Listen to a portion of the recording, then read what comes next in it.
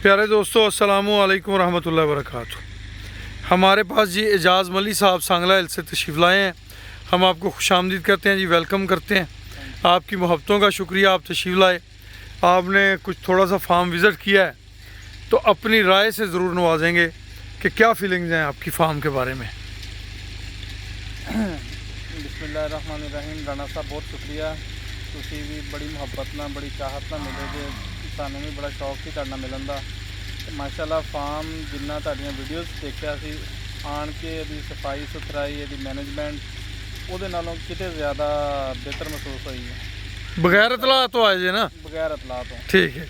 अचानक फ़ोन करके आए हैं जी कि हर चीज़ एक अपने पूरे मैकेनिज़म नाल चलदी पई है। बल्कि राणा साहब नूं भी घर सी घरों फ़ोन करके सद्दिया जी, मैं फार्म विज़िट करना चाहना ते मिलना चाहना।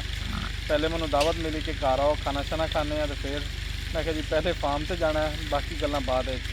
ते माशाअल्लाह जानवरां दी सेहत, जानवरां दी खुराक, सफाई सुथराई फैंटास्टिक। अल्हम्दुलिल्लाह सुम्मा अल्हम्दुलिल्लाह। आ जाओ फिर तुहानूं हुण आपां बच्चे भी विखाइए। जी माशाल्लाह जी, बच्चे अपनी रूटीन से सफाई वगैरह करते रहते हैं, इन्हें कहना नहीं पड़ता। ये इनका रूटीन वर्क है और उसी रूटीन वर्क के तहत ये अपनी सारी ड्यूटियाँ निभाते रहते हैं जी।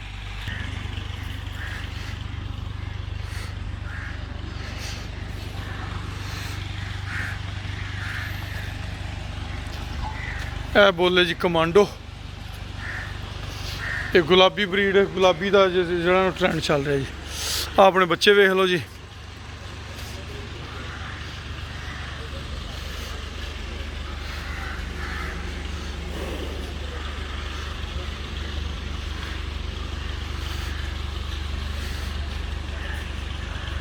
जी सफेद फेस वाली ये हैरीफोर्ड है जी। ये समझ लो ਇਹਦਾ 2 महीने पहले ਜਿਹੜਾ ना 6 लाख रुपये रेट लगा जी इस वच्छी का। माशाअल्लाह जी पिछे दुम खुजली कर रही है, ये ब्राह्मण दी जी वच्छी। इन दोनों जो किहड़ा ब्रीड अच्छा है, हैरीफोर्ड अच्छा है? दोवें अच्छे हैं जी। हैरीफोर्ड जो ना वो मेरा ख्याल है होने का ट्रेंड चलना है, तो ये ज़रा थोड़ा जा नवा जी। और सामने सफेद सिर वाला जो कट्टा बैठा जी, ये हाजी शौकत डोबगर साहब की ब्रीड है जी। बादल साहन है उन्होंने, ये वह पुत्र जे, चमकीली मझ का पुत्र जे। जी वाइट खड़ी है वो भी ब्राह्मण जे, ग्रे जी। इधर जी खड़ी है ये, हाँ ये एंगस ब्रीड है। ये नहीं जी, ब्राह्मण का दुध घट है, यदा हैरीफोर्ड का कहते दुध ज़्यादा है। मीट ब्रीड भी है तो मिल्क ब्रीड भी है, दोवें परपज़ काम आती है जी। सामने पहले नंबर सफेद नजर आ रही जी, इसका नाम है कबूतरी। कबूतरी हाँ कबूतरी आजा पुत्र, आजा पुत्री।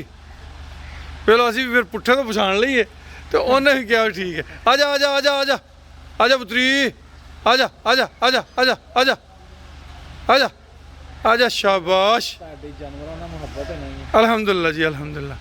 आजा कबूतरी, आजा पुत्री, आजा आजा आजा आजा आजा आजा आजा आजा आजा आजा आजा आजा।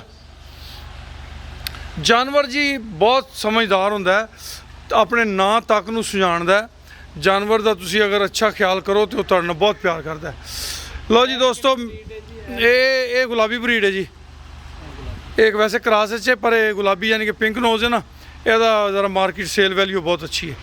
दोस्तों मोबाइल जो ना वो नक्को नक होया पिया तो बैटरी हो गई फुल, इसलिए तुहाडे कोल इजाज़त लवांगे। इंशाअल्लाह फिर तुहाडे नाल जी गपशप भी होंदी रहेगी, तो तुहाडियां जनाब खिदमत वीडियो भी बना पेश करते रहांगे। अल्लाह पाक तुहाडा हामी नासर होवे। खुश रहो तो आबाद रहो जी।